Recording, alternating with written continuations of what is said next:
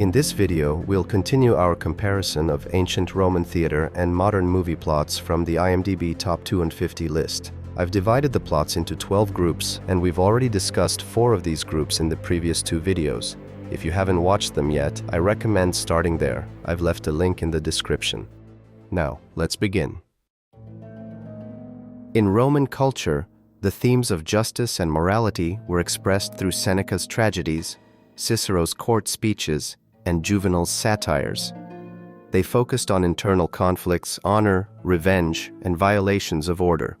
However, most plots of modern films like 7 or 12 Angry Men are built on institutions that didn't exist in Rome: independent investigation, presumption of innocence, and rights of the accused. Thus, the detective as a figure would be impossible in the Roman system.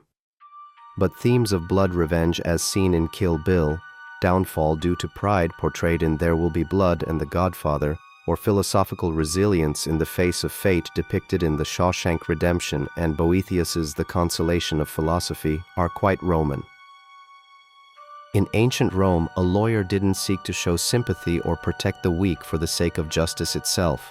Even for Cicero, a master of courtroom speech, the goal wasn't moral justification, but political victory, strengthening reputation, and protecting client interests. Emotions in speeches were used as a technique, not as an expression of personal position. Justice was perceived as part of the social order, not as the voice of conscience or a fight for the rights of the oppressed. Interestingly, while public justice focused on social order and political victory, these private expressions revealed that in their personal lives, Romans did value individual moral virtues. Tombstones often feature epitaphs with moral statements: lived honestly, forgave enemies, condemned no one. Modern war films often depict personal trauma, moral ambiguity, genocide, and bureaucratic evil.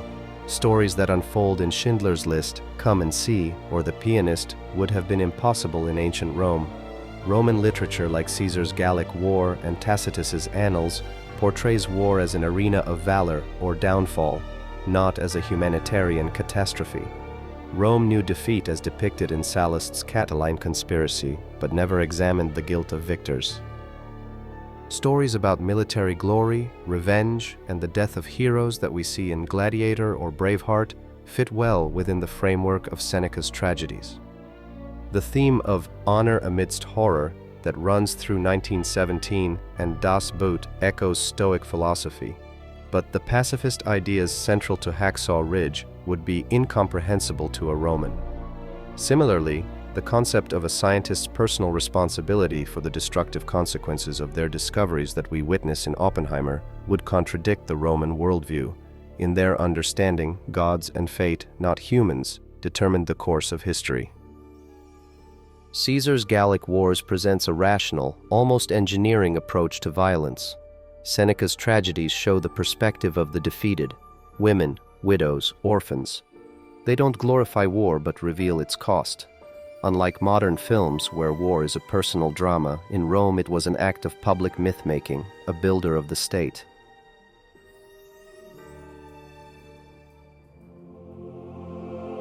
The theme of rebellion and power is deeply rooted in both Roman literature and modern cinema, but expressed in fundamentally different ways.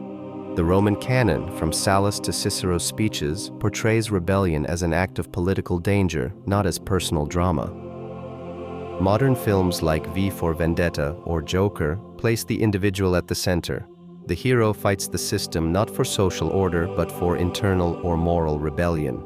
Such individualistic vision would have been almost inconceivable in Rome. Narratives like Mr. Smith Goes to Washington, where a moral loner defeats corruption, or Fight Club, where internal protest takes a destructive form, would be unthinkable.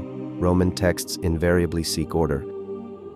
However, films like The Godfather or Braveheart, which explore downfall, revenge, and power, align more closely with Roman sensibilities. In Seneca's Agamemnon, power similarly destroys.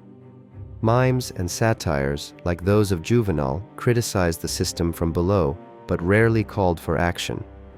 In Rome, rebellion manifested either as tragedy or carnival, The modern pathos of a hero's awakening in the spirit of The Matrix or The Shawshank Redemption is a later invention. Cicero's In Catilinum is a speech against conspiracy, where the senator denounces not just a criminal, but a social disease. Tacitus and Suetonius paint a complex portrait of imperial power, betrayals, paranoia, coups, suicides. Political graffiti in Pompeii criticized candidates for aediles and senators. Seneca portrayed power as a destructive temptation.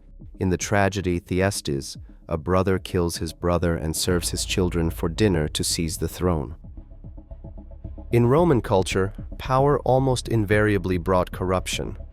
While Roman texts advocated for social order as the highest virtue, they simultaneously recognized power's corrupting nature.